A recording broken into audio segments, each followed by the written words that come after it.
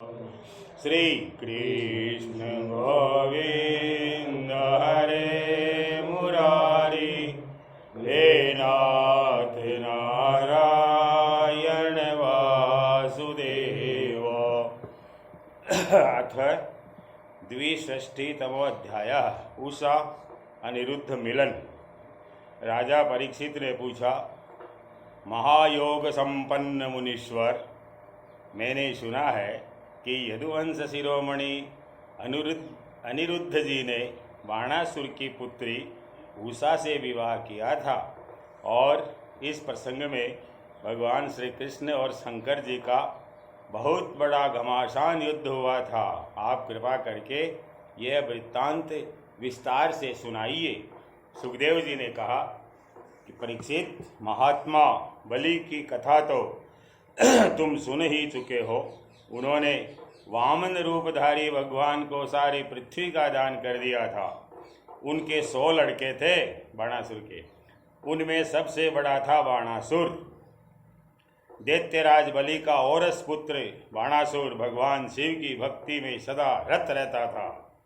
समाज में उसका बड़ा आदर था। उसकी उदारता और बुद्धिमत्ता प्रशंसनीय थी। उसकी प्रतिज्ञा अटल होती थी और सचमुच वह बात का धनी था।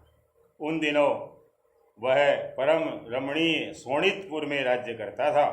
भगवान शंकर की कृपा से इंद्र आदि देवता नौकर चाकर की तरह उसकी सेवा करते थे। उसकी 1000 भुजाएं थी। एक दिन जब भगवान शंकर तांडव नृत्य कर रहे थे, तब उसने अपने 1000 हाथों से अनेकों प्रकार के बाजे बजाकर उन्हें प्रसन्न कर लिया।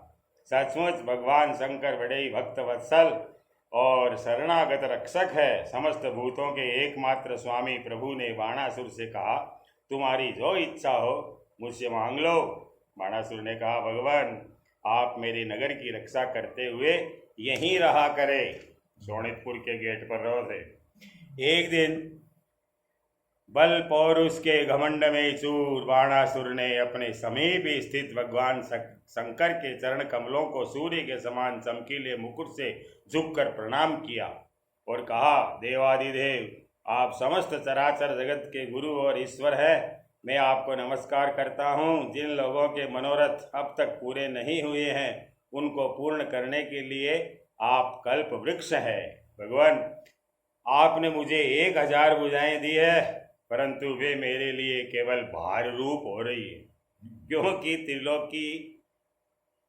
त्रिलोकी में आपको छोड़कर मुझे अपनी बराबरी का कोई वीर योद्धा ही नहीं मिलता जो मुझसे लड़ सके।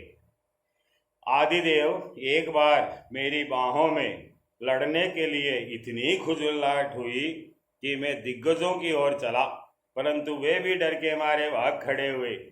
उस समय मार्ग में अपनी बाहों की चोट से मैंने बहुत से पहाड़ों को तोड़ फोड़ डाला। बाणासुर की यह प्रार्थना सुनकर भगवान शंकर ने तनिक क्रोध से कहा, अरे मूढ़, जिस समय तेरी ध्वजा टूटकर गिर जाएगी, उस समय मेरे ही समान योद्धा से तेरा युद्ध होगा और वह युद्ध तेरा घमंड चूर चूर कर देगा। ऐसे भगवान शंकर ने कहा उसे। परीक्षित, बाणासुर की बुद्धि इतनी बिगड़ गई थी कि भगवान शंकर की बात सुनकर उसे बड़ा हर्ष हुआ और वह अपने घर लौट आया। अब वह मूर्ख भगवान शंकर के आदेश के अनुसार उस युद्ध की प्रतीक्षा करने लगा जिसमें उसके बल वीर्य का नाश होने वाला था। परीक्षित, बाणासुर की एक कन्या थी, उसका नाम था उषा। अभी वह कुमारी ही थी कि एक दिन स्वप्न में उसने देखा कि परम सुंदर अनिरुद्ध जी के साथ मेरा समागम हो रहा है। आश्चर्य की बात तो यह थी कि उसने अनिरुद्ध जी को न तो कभी देखा था और न सुना ही था। स्वप्न में ही उन्हें न देखकर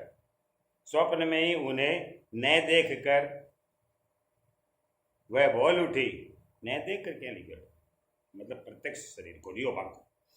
प्राण प्यारे, तुम कहाँ हो? विरह में बोल रही और उसकी नींद टूट गई। वह अत्यंत विफलता के साथ उठ बैठी और यह देखकर कि मैं सखियों के बीच में हूँ, बहुत लज्जित हुई। परीक्षित, बाणासुर के मंत्री का नाम था कुभांड। उसकी एक कन्या थी जिसका नाम था चित्रलेखा। उषा और चित्रलेखा एक दूसरे की सहेलियां थी। चित्रलेखा ने उषा से कौतूहलवश पूछा कि सुंदरी राजकुमारी, मैं देखती हूँ कि अभी तक किसी ने तुम्हारा पानी ग्रहण भी नहीं किया है, फिर तुम किसे ढूंढ रही हो और तुम्हारे मनोरथ का क्या स्वरूप है?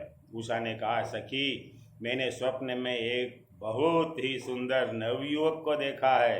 उसके शरीर का रंग सांवला सांवला सा है, नेत्र कमल दल के समान है, शरीर पर पीला पीला पीताम्बर फहरा रहा है, भुजाएं लंबी लंबी है और वह स्त्रियों का चित्त चुराने वाला है। उसने पहले तो अपने अधरों का मधुर मधु मुझे पिलाया सपने में, परंतु मैं उसे अघाकर पी ही न पाई थी कि वह मुझे दुख के सागर में डालकर न जाने कहाँ चला गया। मैं तरसती ही रह गई सखी, मैं अपने उसी प्राण वल्लभ को ढूंढ रही हूँ। चित्रलेखा ने कहा, सखी, यदि तुम्हारा चित्त चोर त्रिलोकी में कहीं भी होगा और उसे तुम पहचान सकोगी तो मैं तुम्हारी विरह व्यथा अवश्य शांत कर दूंगी।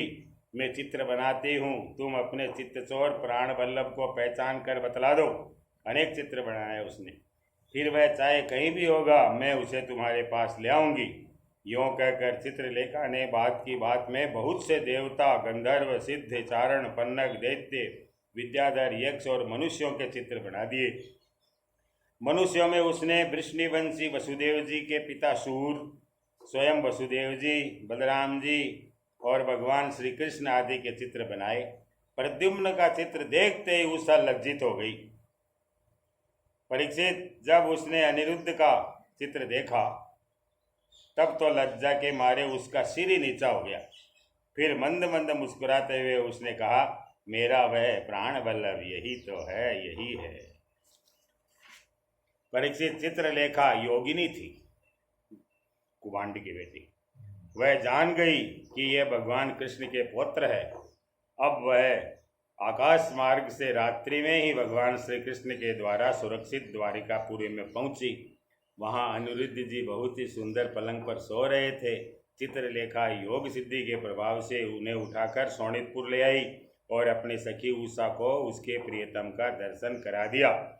अपने परम सुंदर प्राण वल्लभ को पाकर आनंद की अधिकता से उसका मुख कमल प्रफुल्लित हो उठा और वह अनिरुद्ध जी के साथ अपने महल में विहार करने लगी। परीक्षित, उसका अंतःपुर इतना सुरक्षित था कि उसकी ओर कोई पुरुष झांक नहीं सकता था। उषा का प्रेम दिन दूना रात चौगुना बढ़ता जा रहा था। वह बहुमूल्य वस्त्र, पुष्पों के हार, इत्र, फुलेल, धूप, दीप, आसन आदि सामग्रियों से मधुर पेय, पीने योग्य पदार्थ, दूध, शरबत आदि भोज्य, चबाकर खाने वाले और भक्ष्य निगलने योग्य पदार्थों से तथा मनोहर वाणी एवं सेवा शुश्रूषा से अनिरुद्ध जी का बड़ा सत्कार करती। उषा ने अपने प्रेम से उनके मन को अपने वश में कर लिया। अनिरुद्ध जी उस कन्या के अंतःपुर में छिपे रहकर अपने आप को भूल गए। अनिरुद्ध जी उस कन्या के अंतःपुर में छिपे रहकर अपने आप को ही भूल बैठे। उन्हें इस बात का भी पता न चला कि मुझे यहाँ आए कितने दिन बीत गए। परीक्षित, यदुकुमार अनिरुद्ध जी के सहवास से उषा का कुंवारापन नष्ट हो चुका था। उसके शरीर पर ऐसे चिन्ह प्रकट हो गए जो स्पष्ट इस बात की सूचना दे रहे थे और जिन्हें किसी प्रकार छिपाया नहीं जा सकता था। उषा बहुत प्रसन्न भी रहने लगी थी। पहरेदारों ने समझ लिया कि इसका किसी न किसी पुरुष से संबंध अवश्य हो गया है। उन्होंने जाकर बाणासुर से निवेदन किया, राजन, हम लोग आपकी अविवाहिता राजकुमारी का जैसा रंग ढंग देख रहे हैं न, वह आपके कुल पर पट्टा लगाने वाला है। प्रभो, इसमें संदेह नहीं कि हम लोग बिना क्रम टूटे रात दिन महल का पहरा देते रहते हैं। आपकी कन्या को बाहर के मनुष्य देख भी नहीं सकते, फिर भी वह कलंकित कैसे हो गई, इसका कारण हमारी समझ में नहीं आ रहा है। परीक्षित, पहरेदारों से यह समाचार जानकर कि कन्या का चरित्र दूषित हो गया है, बाणासुर के हृदय में बड़ी पीड़ा हुई। वह झटपट उषा के महल में जा धमका और देखा कि अनिरुद्ध जी वहाँ बैठे हुए हैं। प्रिय परीक्षित, अनिरुद्ध जी स्वयं कामावतार प्रद्युम्न जी के पुत्र थे। त्रिभुवन में उनके जैसा सुंदर और कोई न था। सांवला सलोना शरीर और उस पर पीताम्बर फहराता हुआ कमल दल के समान बड़ी बड़ी कोमल आंखें, लंबी लंबी भुजाएं, कपोलों पर घुंघराली हल्के और कुंडलों की झिलमिलाती हुई ज्योति, होठों पर मंद मंद मुस्कान और प्रेम भरी चितवन से मुख की शोभा अनूठी हो रही थी। अनिरुद्ध जी उस समय अपनी सब ओर से सज धज कर बैठी हुई प्रियतमा उषा के साथ पास से खेल रहे थे।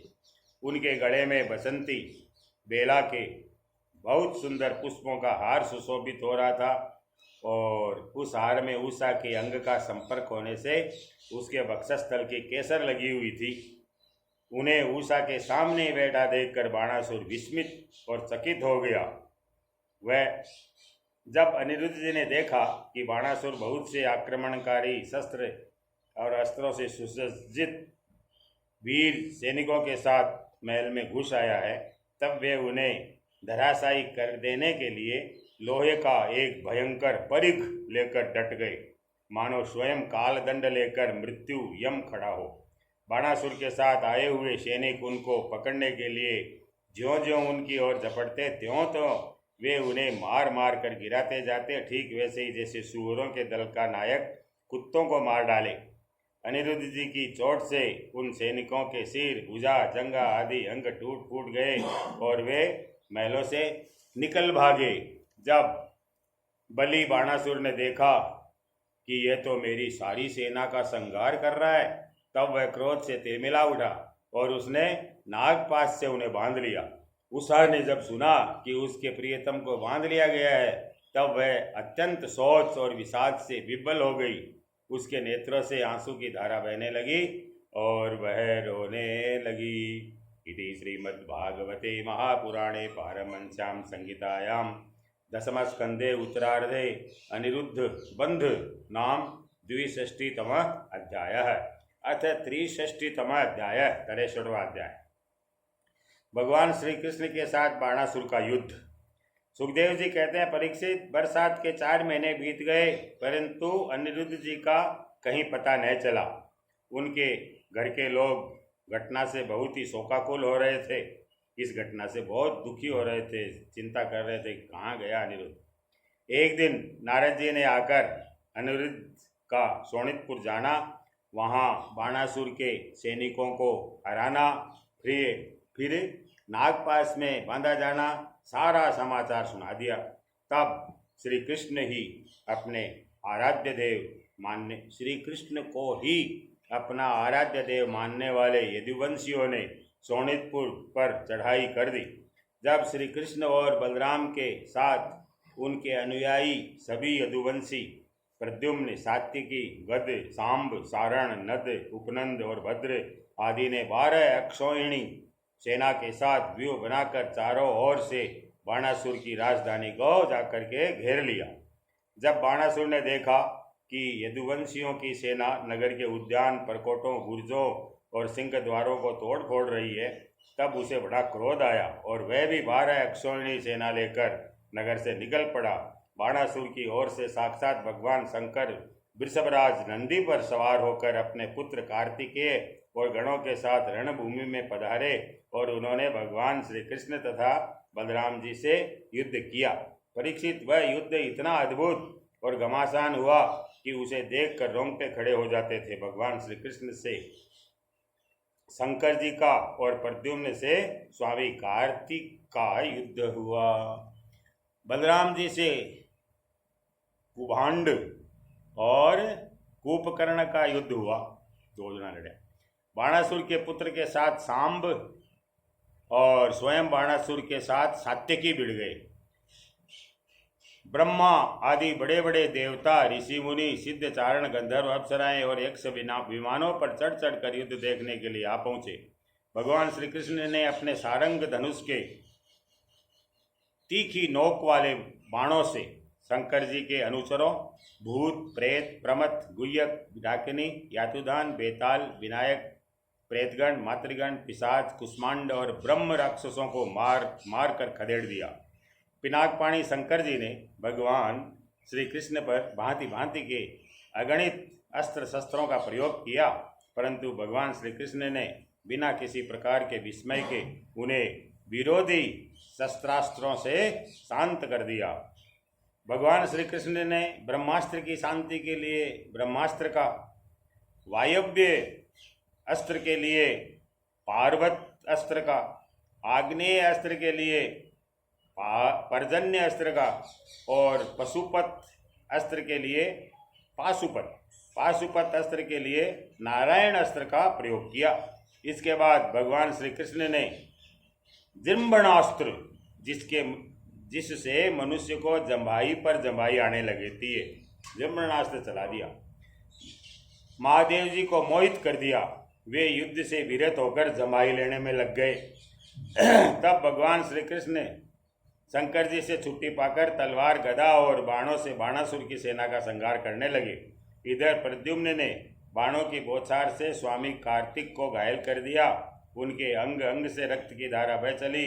वे रणभूमि छोड़कर अपने वाहन मयूर द्वारा भाग निकले। बलराम जी ने अपने मूसल की चोट से कुभांड और कूपकर्ण को घायल कर दिया। वे रणभूमि में गिर पड़े। इस प्रकार अपने सेनापतियों को हताहत देखकर बाणासुर की सारी सेना तितर बितर हो गई।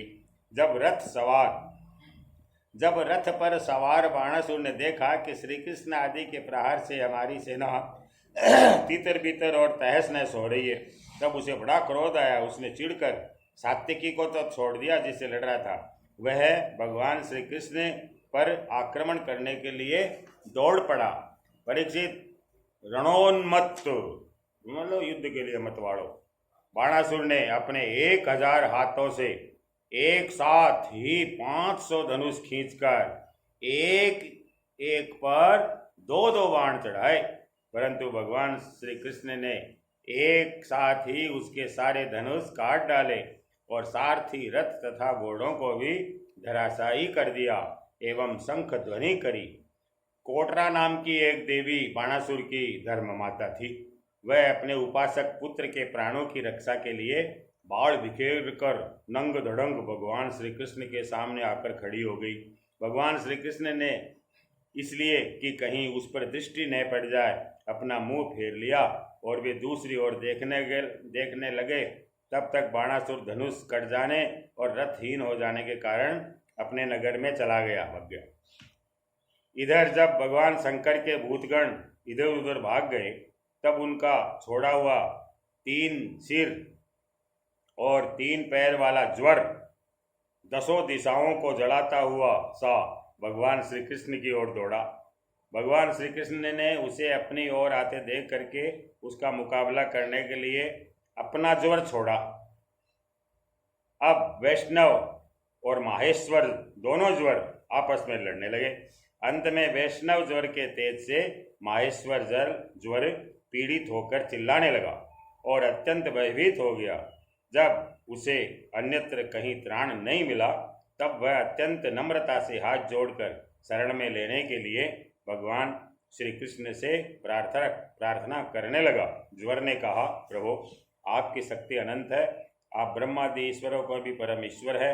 आप सबकी आत्मा और सर्वस्वरूप है। आप अद्वितीय और केवल ज्ञान स्वरूप है। संसार की उत्पत्ति, स्थिति और संहार के कारण आप ही है। श्रुतियों के द्वारा आपका ही वर्णन और अनुमान किया जाता है। आप समस्त विकारों से रहित स्वयं ब्रह्म है। मैं आपको प्रणाम करता हूँ। नमामि त्वानंत शक्तिं परेशं सर्वात्मानं केवलं ज्ञप्ति मात्रं विश्वोत्पत्ति स्थान संडोध हेतुम यत्तत् ब्रह्मलिंगम प्रशांतम। मैं आपको प्रणाम करता हूँ। काल, देव, अनिष्ट, कर्म, जीव, स्वभाव, सूक्ष्मभूत, शरीर, सूत्रात्मा, प्राण, अहंकार, 11 इंद्रिया और पंचभूत, इन सब का संघात ये लिंग शरीर है। और बीजांकुर न्याय के अनुसार उससे कर्म और कर्म से फिर लिंग शरीर की उत्पत्ति, यह सब आपकी माया है।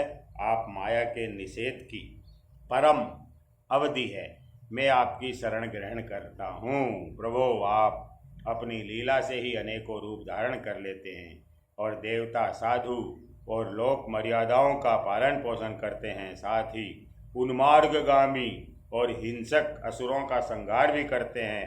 आपका यह अवतार पृथ्वी का भार उतारने के लिए ही हुआ है। प्रभो, आपके शांत, उग्र और अत्यंत भयानक दुस्सह तेज ज्वर से मैं अत्यंत संतप्त हो रहा हूँ। भगवान, देहधारी जीवों को तभी तक ताप संताप रहता है जब तक वे आपके फंदों में फंसे रहने के कारण आपके नहीं आ सके। भगवान, फिर से सुनो। भगवान, देहधारी जीवों को तभी तक ताप संताप रहता है जब तक वे आशा के फंदों में फंसे रहने के कारण आपके चरण कमलों की शरण ग्रहण नहीं करते। भगवान श्री कृष्ण ने कहा, त्रिशिरा, मैं तुम पर प्रसन्न हूँ। अब तुम मेरे ज्वर से निर्भय हो जाओ। संसार में जो कोई हम दोनों के संवाद का स्मरण करेगा उसे तुमसे कोई भय नहीं रहेगा। भगवान श्री कृष्ण के इस प्रकार कहने पर माहेश्वर ज्वर उन्हें प्रणाम करके चला गया। तब तक बाणासुर रथ पर सवार होकर भगवान श्री कृष्ण से युद्ध करने के लिए फिर आ पहुंचा। परीक्षित, बाणासुर ने अपने 1000 हाथों में तरह तरह के हथियार ले रखे थे। अब वह अत्यंत क्रोध में भरकर चक्रपाणी भगवान पर बाणों की वर्षा करने लगा। जब भगवान श्री कृष्ण ने देखा कि बाणासुर ने तो बाणों की झड़ी लगा दी है, तब वे छुरे के समान तीखी धार वाले चक्र से उसकी भुजाएं काटने लगे, मानो कोई किसी वृक्ष की छोटी छोटी डालियां काट रहा हो। जब भक्तवत्सल भगवान शंकर ने देखा कि बाणासुर की भुजाएं कट रही है, तब वे चक्रधारी भगवान श्री कृष्ण के पास आए और स्तुति करने लगे। भगवान शंकर ने कहा, प्रभो, आप वेद मंत्रों में तात्पर्य रूप से छिपे हुए परम ज्योति स्वरूप परम ब्रह्म है। शुद्ध हृदय महात्मागण आपके आकाश के समान सर्वव्यापक और निर्विकार स्वरूप का साक्षात्कार करते हैं। आकाश आपकी नाभि है, अग्नि मुख है, जल वीर्य, स्वर्ग सिर, दिशाएं कान और पृथ्वी चरण है, चंद्रमा मन, सूर्य नेत्र और मैं शिव आपका अहंकार हूँ। समुद्र आपका पेट है और इंद्र भुजा है। धान्यादि औषधियाँ रोम है, मेघ केश है और ब्रह्मा बुद्धि प्रजापति लिंग है और धर्म हृदय है। इस प्रकार समस्त लोक और लोकांतरों के साथ जिसके शरीर की तुलना की जाती है, वे परम पुरुष आप ही है। अखंड ज्योति स्वरूप परमात्मन, आपका यह अवतार धर्म की रक्षा और संसार के अभ्युदय अभिवृद्धि के लिए हुआ है। हम सब भी आपके प्रभाव से ही प्रभावान्वित होकर सातों भुवनों का पालन करते हैं। आप सजातीय विजातीय स्वगत भेद से रहित है, एक और अद्वितीय आदि पुरुष है। मायाकृत जागृत स्वप्न सुषुप्ति इन 3 अवस्थाओं में अनुगत और उनसे अतीत तुरीय तत्व भी आप ही है। आप किसी दूसरी वस्तु के द्वारा प्रकाशित नहीं होते, स्वयं प्रकाश है। आप सबके कारण है, परंतु आपका न तो कोई कारण है और न तो आप में कारणपना ही है। भगवान, ऐसा होने पर भी आप तीनों गुणों की विभिन्न विषमताओं को प्रकाशित करने के लिए अपनी माया से देवता, पशु पक्षी, मनुष्य आदि शरीरों के अनुसार भिन्न भिन्न रूपों में प्रतीत होते हैं। प्रभो, जैसे सूर्य अपनी छाया बादलों से ही ढक जाता है, जैसे सूर्य अपनी छाया बादलों से ही ढक जाता है और उन बादलों तथा विभिन्न रूपों को प्रकाशित करता है, उसी प्रकार आप तो स्वयं प्रकाश हैं, परंतु गुणों के द्वारा मानो ढक से जाते हैं और समस्त गुणों तथा गुणाभिमानी जीवों को प्रकाशित करते हैं। वास्तव में आप अनंत है। भगवान, आपकी माया से मोहित होकर लोग स्त्री, पुत्र, गेह, देह आदि में आसक्त हो जाते हैं और फिर दुख के अपार सागर में डूबते और उतराते रहते हैं। संसार के मानवों को यह मनुष्य शरीर आपने अत्यंत कृपा करके दिया है। जो पुरुष इसे पाकर भी अपनी इंद्रियों को वश में नहीं करता और आपके चरण कमलों का आश्रय नहीं लेता, उसका सेवन नहीं करता, उसका जीवन अत्यंत शोचनीय है और वह स्वयं अपने आप को धोखा दे रहा है। प्रभो, आप समस्त प्राणियों की आत्मा प्रियतम और ईश्वर है। जो मृत्यु का ग्रास मनुष्य आपको छोड़ देता है और अनात्म दुख रूप तुच्छ विषयों में सुख बुद्धि करके उनके पीछे भटकता है, वह इतना मूर्ख है कि अमृत को छोड़कर विष पी रहा है। मैं, ब्रह्मा, सारे देवता, विशुद्ध हृदय वाले ऋषि मुनि सब प्रकार से और सर्वात्मा से आपके शरणागत है, क्योंकि आप ही हम लोगों के आत्मा प्रियतम और ईश्वर है। आप जगत की उत्पत्ति, स्थिति और प्रलय के कारण है। आप सब में सम, परम शांत, सबके सुहृद, आत्मा और इष्ट देव है। आप एक अद्वितीय और जगत के आधार तथा अधिष्ठान है। हे प्रभु, हम सब संसार से मुक्त होने के लिए आपका भजन करते हैं। देव, ये बाणासुर मेरा परम प्रिय कृपा पात्र और सेवक है। मैंने इसे अभयदान दिया है। प्रभु, जिस प्रकार इसके परदादा दैत्यराज प्रहलाद पर आपका कृपा प्रसाद है, वैसा ही कृपा प्रसाद आप इस पर भी करें। भगवान श्री कृष्ण ने कहा, भगवान, आपकी बात मानकर जैसा आप चाहते हैं मैं इसे निर्भय किए देता हूँ। आपने पहले इसके संबंध में जैसा निश्चय किया था, मैंने इसकी भुजाएं काटकर उसी का अनुमोदन किया है। वो लड़ना चाहो क्योंकि ख्वाज मेट दी। मैं जानता हूँ कि बाणासुर दैत्यराज बलि का पुत्र है, इसलिए मैं भी इसका वध नहीं कर सकता, क्योंकि मैंने प्रहलाद को वर दे दिया है कि मैं तुम्हारे वंश में पैदा होने वाले किसी भी दैत्य का वध नहीं करूँगा। इसका घमंड चूर करने के लिए ही मैंने इसकी भुजाएं काट दी है। इसकी बहुत बड़ी सेना पृथ्वी के लिए भार हो रही थी, इसलिए मैंने इसका संहार कर दिया है। अब इसकी 4 भुजाएं बच रही है, ये अजर अमर बनी रहेगी। ये बाणासुर आपके पार्षदों में मुख्य होगा। अब इसको किसी से किसी प्रकार का भय नहीं है।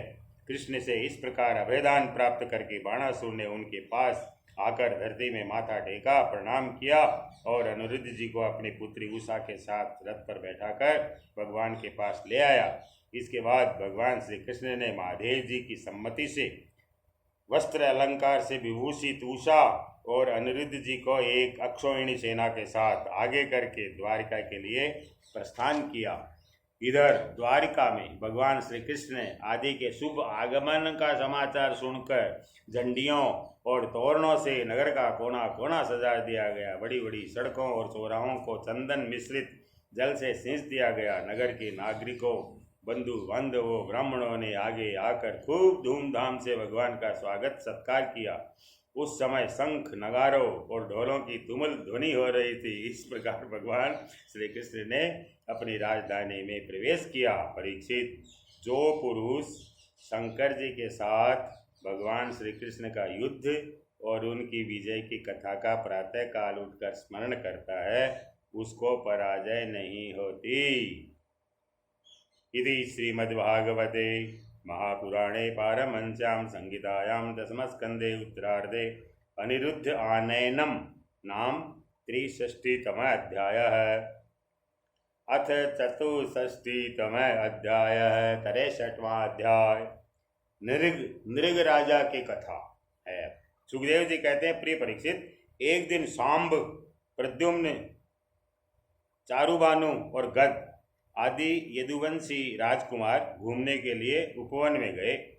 वहाँ बहुत देर तक खेल खेलते हुए उन्हें प्यास लगाई। अब वे इधर उधर जल की खोज करने लगे। वे एक कुएं के पास गए, उसमें जल तो था नहीं। एक बड़ा विचित्र जीव दिख पड़ा। वह जीव पर्वत के समान आकार का एक गिरगिट था, बहुत ठंडो गिरगिट। उसे देखकर उनके आश्चर्य की सीमा न रही। उनका हृदय करुणा से भर आया और वे उसे बाहर निकालने का प्रयत्न करने लगे, परंतु जब वे राजकुमार उस गिरे हुए गिरगिट को चमड़े और सूत की रस्सियों से बांधकर बाहर न निकाल सके, तब कुतूहलवश उन्होंने यह आश्चर्यमय वृत्तांत भगवान श्री कृष्ण के पास जाकर निवेदन किया। जगत के जीवनदाता कमल नयन भगवान श्री कृष्ण उस कुएं पर आए। उन्हें देखकर उन्होंने बाएं हाथ से खेल खेल में अनायास ही उसको बाहर निकाल दिया। भगवान श्री कृष्ण के कर कमलों का स्पर्श होते ही उसका गिरगिट रूप जाता रहा और वह एक स्वर्गीय देवता के रूप में परिणत हो गया। अब उसके शरीर का रंग तपाए हुए सोने के समान चमक रहा था और उसके शरीर पर अद्भुत वस्त्र, आभूषण और पुष्पों के हार शोभा पा रहे थे। यद्यपि भगवान श्री कृष्ण जानते थे कि इस दिव्य पुरुष को गिरगिट योनि क्यों मिली थी, फिर भी वह कारण सर्वसाधारण को मालूम हो जाए, इसलिए उन्होंने उस दिव्य पुरुष से पूछा, महाभाग, तुम्हारा रूप तो बहुत ही सुंदर है, तुम हो कौन? मैं तो ऐसा समझता हूँ कि तुम अवश्य ही कोई श्रेष्ठ देवता हो। कल्याण मूर्ति, किस कर्म के फल से तुम्हें इस योनि में आना पड़ा था? वास्तव में तुम इसके योग्य नहीं हो। हम लोग तुम्हारा वृत्तांत जानना चाहते हैं। यदि तुम हम लोगों को ये बतलाना उचित समझो तो अपना परिचय अवश्य दो। सुखदेव जी कहते हैं कि परीक्षित, जब अनंत मूर्ति भगवान श्री कृष्ण ने राजा नृग से इस रूप में प्रकट राजा नृग से इस प्रकार पूछा, तब उन्होंने अपना सूर्य के समान ज्वाजल्यमान मुकुट झुकाकर भगवान को प्रणाम किया और वे इस प्रकार कहने लगे। राजा नृग ने कहा, प्रभो, मैं महाराज इक्ष्वाकु का पुत्र राजा नृग हूँ। जब कभी किसी ने आपके सामने दानियों की गिनती की होगी, तब उसमें मेरा नाम भी अवश्य ही आपके कानों में पड़ा होगा। प्रभो, आप समस्त प्राणियों की एक एक वृत्ति के साक्षी है। भूत और भविष्य का व्यवधान भी आपके अखंड ज्ञान में किसी प्रकार की बाधा नहीं डाल सकता। अतः आपसे छिपाई क्या है? फिर भी मैं आपकी आज्ञा का पालन करने के लिए कहता हूँ। भगवान, पृथ्वी में जितने धूलिकण हैं, आकाश में जितने तारे हैं और वर्षा में जितने जल की धाराएं गिरती है, मैंने उतनी ही गौएं दान की थी। वे सभी गौएं दुधारू, नौजवान, सीधी, सुंदर, सुलक्षणा और कपिला थी। उन्हें मैंने न्याय के धन से प्राप्त किया था। सबके साथ बछड़े थे, उनके सींगों में सोना मढ़ दिया गया था और खुरों में चांदी। उन्हें वस्त्र, हार और गहनों से सजा दिया जाता था। ऐसी गौएं मैंने दी थी। भगवान, मैं युवावस्था में संपन्न श्रेष्ठ ब्राह्मण कुमारों को, जो सद्गुणी हो, शील संपन्न हो, कष्ट में पड़े हुए कुटुंब वाले हो, दंभ रहित तपस्वी हो, वेद पाठी शिष्यों को विद्यादान करने वाले तथा सच्चरित्र होते, वस्त्राभूषण से अलंकृत करता और उन गौओं का दान करता उनको। इस प्रकार मैंने बहुत सी गौएं, पृथ्वी, सोना, घर, घोड़े, हाथी, दासियों के सहित कन्याएं, तिलों के पर्वत, चांदी, सैया, वस्त्र, रत्न, गृह सामग्री और रथ आदि दान किए। अनेकों यज्ञ किए और बहुत से कुएं, बावड़ी आदि बनवाए। एक दिन किसी अप्रतिग्राही का अर्थ दिया इसने दान न लेने वाले तपस्वी ब्राह्मण की एक गाय बिछुड़कर मेरी गौओं में आ मिली। मुझे इस बात का बिल्कुल पता नहीं चला, इसलिए मैंने अनजान में उसे किसी दूसरे ब्राह्मण को दान कर दिया। जब उस गाय को वे ब्राह्मण ले चले, तब उस गाय के असली स्वामी ने कहा, ये गौ मेरी है। दान ले जाने वाले ब्राह्मण ने कहा, ये तो मेरी है, क्योंकि राजा नृग ने मुझे इसका दान किया है।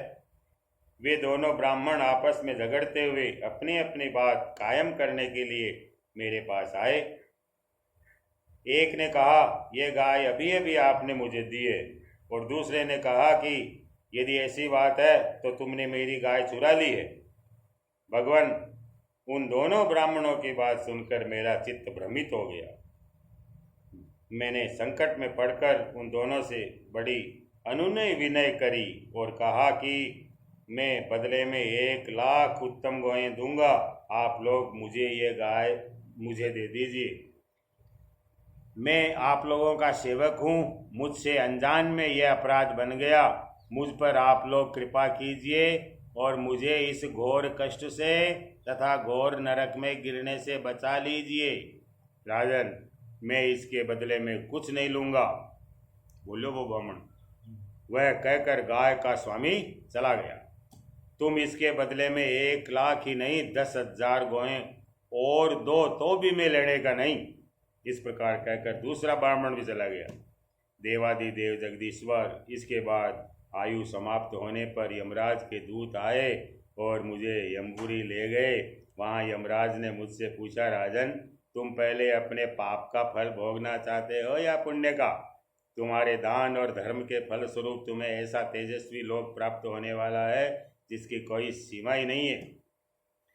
भगवान, तब मैंने यमराज से कहा, देव, पहले मैं अपने पाप का फल भोगना चाहता हूँ। और उसी क्षण यमराज ने कहा, तुम गिर जाओ। उनके ऐसा कहते ही मैं वहाँ से गिरा और गिरते समय ही मैंने देखा कि मैं गिरगिट हो गया। प्रभु, मैं ब्राह्मणों का सेवक, उदार दानी, आपका भक्त था। मुझे इस बात की उत्कट अभिलाषा थी कि किसी प्रकार आपके दर्शन हो जाए। इस प्रकार आपकी कृपा से मेरे पूर्व जन्मों की स्मृति नष्ट नहीं हुई। भगवान, आप परमात्मा है, बड़े बड़े शुद्ध हृदय योगीश्वर। उपनिषदों की दृष्टि से अपने हृदय में आपका ध्यान करते रहते हैं। इंद्रियातीत परमात्मन, साक्षात आप मेरे नेत्रों के सामने कैसे आ गए? क्योंकि मैं तो अनेक प्रकार के व्यसनों, दुखद कर्मों में फंसकर अंधा हो रहा था। आपका दर्शन तो तब होता है जब संसार के चक्कर से छुटकारा मिलने का समय आ जाता है। देवताओं के भी आराध्य देव पुरुषोत्तम गोविंद, आप ही व्यक्त और अव्यक्त जगत और जीवों के स्वामी है, अविनाशी अच्युत। आपकी कीर्ति पवित्र है, अंतर्यामी नारायण। आप ही समस्त वृत्तियों और इंद्रियों के स्वामी है, देव देव जगन्नाथ है, गोविंद पुरुषोत्तम, नारायण ऋषिकेश, पुण्य श्लोक अच्युताव्यय। सब विशेषण भगवान का। प्रभु श्री कृष्ण, मैं अब देवताओं के लोक में जा रहा हूँ। आप मुझे आज्ञा दीजिए। आप ऐसी कृपा कीजिए कि मैं चाहे कहीं भी क्यों न रहूं, मेरा चित्त सदा आपके चरण कमलों में ही लगा रहे। आप समस्त कार्यों और कारणों के रूप में विद्यमान है। आपकी शक्ति अनंत है। आप स्वयं ब्रह्म है। आपको मैं नमस्कार करता हूँ। सच्चिदानंद स्वरूप सर्वांतर्यामी वासुदेव श्री कृष्ण, आप समस्त योगों के स्वामी योगेश्वर है। मैं आपको बार बार नमस्कार करता हूँ। नमस्ते सर्वभावाय ब्रह्मणे अनंत शक्तये कृष्णाय वासुदेवाय योगिनाम पतये नमः। राजा नृग ने इस प्रकार कहकर भगवान की परिक्रमा की और अपने मुकुट से उनके चरणों का स्पर्श करके प्रणाम किया। फिर उनसे आज्ञा लेकर सबके देखते देखते ही वे श्रेष्ठ विमान पर सवार हो गए। राजा नृग के चले जाने पर ब्राह्मणों के परम प्रेमी, धर्म के आधार देवकी नंदन भगवान श्री कृष्ण ने क्षत्रियों को शिक्षा देने के लिए वहां उपस्थित अपने कुटुंब के लोगों से कहा कि जो लोग अग्नि के समान तेजस्वी है, वे भी ब्राह्मणों का थोड़े से थोड़ा धन हड़प कर नहीं पचा सकते। फिर जो अभिमानवश झूठ मूठ अपने को लोगों का स्वामी समझते हैं, वे राजा तो क्या पचा सकते हैं। सारे आगे ब्राह्मणों का बहुत महत्व बताया। तपस्वी, मैं हलाहल विष को विष नहीं मानता, क्योंकि उसकी चिकित्सा होती है। वस्तुतः ब्राह्मणों का धन ही परम विष है। उसको पचा लेने के लिए पृथ्वी में कोई औषध, कोई उपाय नहीं है। हलाहल विष केवल खाने वाले का ही प्राण लेता है, और आग भी जल के द्वारा बुझाई जा सकती है, परंतु ब्राह्मण के धन रूप अग्नि से जो आग पैदा होती है, वह सारे कुल को समूल जला डालती है। ब्राह्मण का धन यदि उसकी पूरी पूरी सम्मति लिए बिना भोगा जाए, तब तो वह भोगने वाले, उसके लड़के और पौत्र, इन 3 पीढ़ियों को ही चौपट करता है। परंतु यदि बलपूर्वक हट करके उसका उपयोग किया जाए, तब तो पूर्व पुरुषों की 10 पीढ़ियाँ और आगे की भी 10 पीढ़ियाँ नष्ट हो जाती है। जो मूर्ख राजा अपनी राज्य लक्ष्मी के घमंड से अंधे होकर ब्राह्मणों का धन हड़पना चाहते हैं, समझना चाहिए कि वे जानबूझकर नरक में जाने का रास्ता साफ कर रहे हैं। वे देखते नहीं कि उन्हें अधःपतन के कैसे गहरे गड्ढे में गिरना पड़ेगा। जिन उदार हृदय और बहुकुटुंबी ब्राह्मणों की वृत्ति छीन ली जाती है, उनके रोने पर उनके आंसुओं की बूंदों से धरती के जितने धूली कण भीगते हैं न, उतने वर्षों तक ब्राह्मण के सत्व को छीनने वाले उस श्रृंखल राजा और उसके वंशजों को कुंभी पाक नरक में दुख भोगना पड़ता है। जो मनुष्य अपनी या दूसरों की दी हुई ब्राह्मणों की वृत्ति उनकी जीविका के साधन छीन लेते हैं, वे 60,000 वर्ष तक विष्ठा के कीड़े होते हैं। इसलिए मैं तो यही चाहता हूँ कि ब्राह्मणों का धन कभी भूल से भी मेरे कोष में नहीं आए।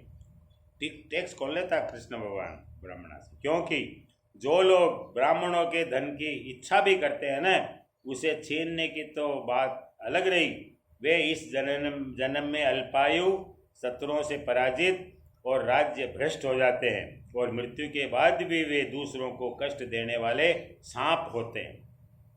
इसलिए मेरे आत्मियों, यदि ब्राह्मण अपराध करे तो भी उससे द्वेष मत करो। वह मार ही क्यों न बैठे या बहुत सी गालियां या शाप ही क्यों न दे दे, उसे तुम लोग सदा नमस्कार ही करो। विप्रम कृता गसमपि नैव दुर्यत मामका ग्रंथम बहु सपंतम वा नमस्कुरुत नित्य सह। ब्राह्मण देवताओं को सबको अपना सबका नमस्कार। जिस प्रकार मैं बड़ी सावधानी से तीनों समय ब्राह्मणों को प्रणाम करता हूँ, वैसे ही तुम लोग भी किया करो। जो मेरी इस आज्ञा का उल्लंघन करेगा उसे मैं क्षमा नहीं करूँगा, दंड दूंगा। यदि ब्राह्मण के धन का अपहरण हो जाए तो वह अपहृत धन उस अपहरण करने वाले को अनजान में उसके द्वारा यह अपराध हुआ हो तो भी अधःपतन के गड्ढे में डाल देता है, जैसे ब्राह्मण की गाय ने अनजान में उसे लेने वाले राजा नृग को नरक में डाल दिया। परीक्षित, समस्त लोकों को पवित्र करने वाले भगवान श्री कृष्ण द्वारिका वासियों को इस प्रकार उपदेश देकर अपने महल में चले गए। इति श्रीमद्भागवते महापुराणे पारमहंस्यां संहितायां दशमस्कन्धे उत्तरार्धे नृग उपाख्यानम नाम 64 अध्यायः। श्री कृष्ण गोविंद हरे मुरारी, हे नाथ नारायण वासुदेव।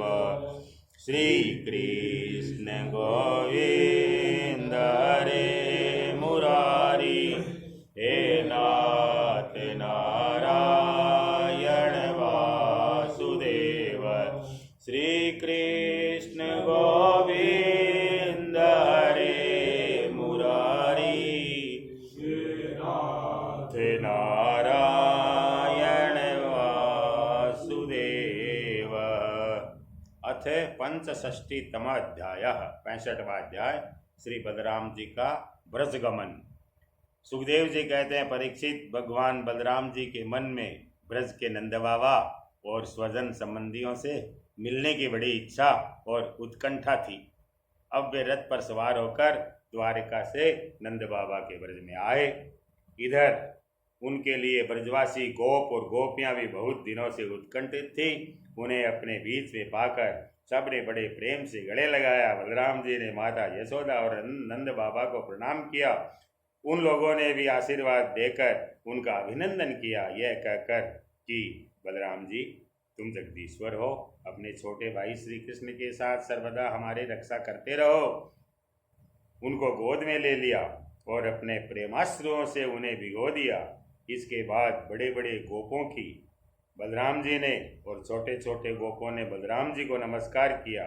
वे अपने आयु, मेलजोल और संबंध के अनुसार सबसे मिले जुले। ग्वाल बालों के पास जाकर किसी ने हाथ मिलाया, किसी से मीठी मीठी बातें करी, किसी को खूब हंस कर गले लगाया। इसके बाद जब बलराम जी की थकावट दूर हो गई, वे आराम से बैठ गए।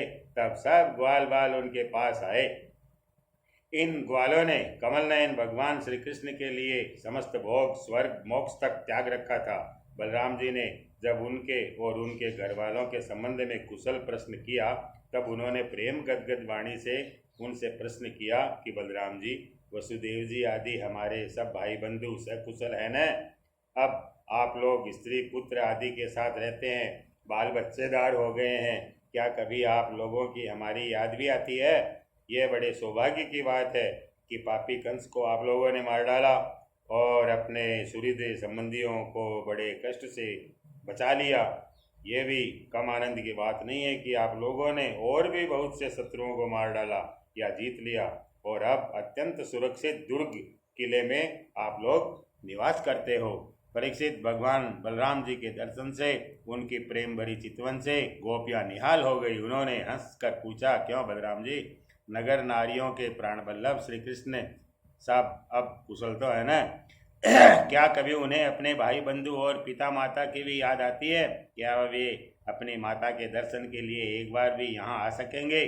क्या महाबाहु श्री कृष्ण कभी हम लोगों की सेवा भी कुछ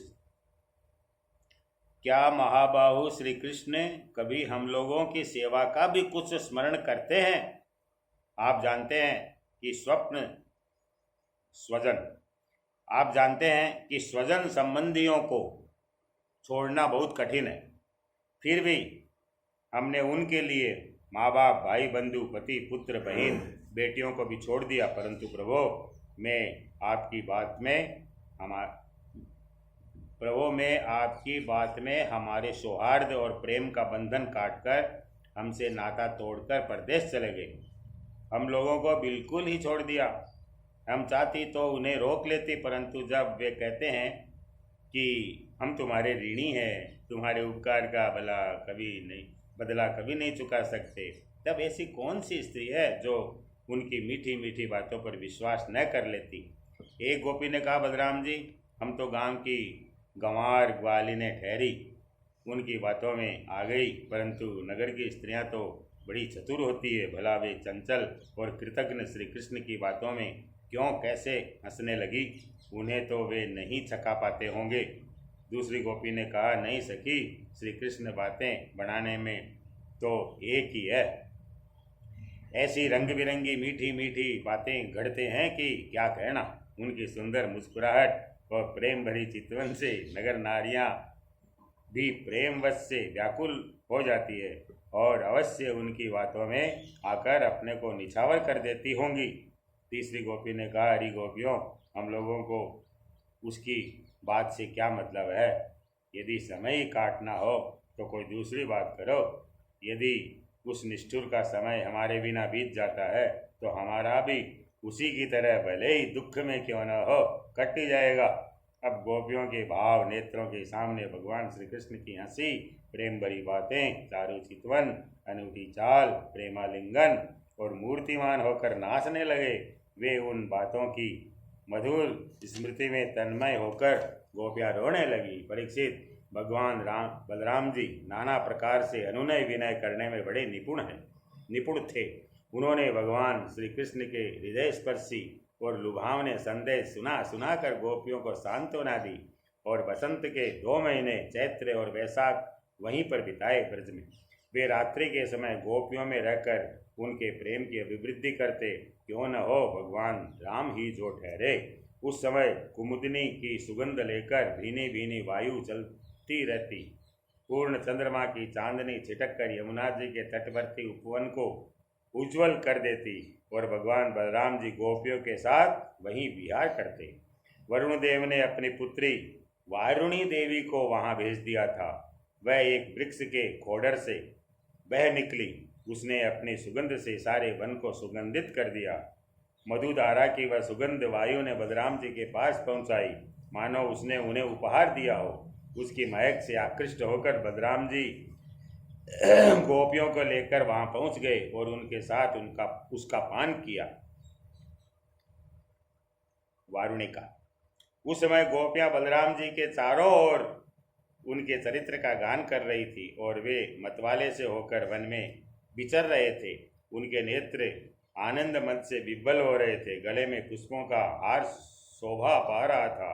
वैजयंती की माला पहने हुए आनंद उन्मत्त हो रहे थे। उनके एक कान में कुंडल झलक रहा था। एक ही कान बताया था, इसलिए छोरा आजकल का एक कान में गल है, गलती बड़ी बाकी उनके एक कान में कुंडल झलक रहा था।